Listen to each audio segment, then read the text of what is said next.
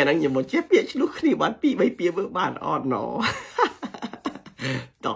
ពាក្យតែឆ្លុះគ្នាគឺកេងកាសឺកេងកាសឺだからお互いに喧嘩をしました。ឆ្លុះគ្នាទៅវិញទៅមកあの2人はお互いに喧嘩をしましたអ្នកទាំងពីរអ្នកហ្នឹងគឺឆ្លុះគ្នាអាហ្នឹងគឺឆ្លុះគ្នាបើថាអត់ត្រូវគ្នា仲良く悪いមិនត្រូវគ្នាお前のせいだお前のせいだភាសាតែឯងណា俺は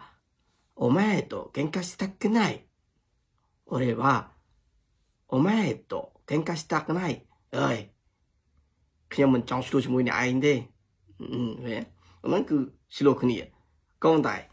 បើសិនជាយើងថាឆ្លុះគ្នាគាត់ពាក្យសម្ដីនិយាយវងវងទៅចែកគ្នាលងឡើងហ្នឹងគេហៅថាគឺឈីហ្គេងកាគឺឈីហ្គេងកាឆ្លុះគ្នាទៅមាត់នេះហ្នឹងគឺចែកគ្នាលងឡើងហៅគឺឈីហ្គេងកាមួយទៀតគឺ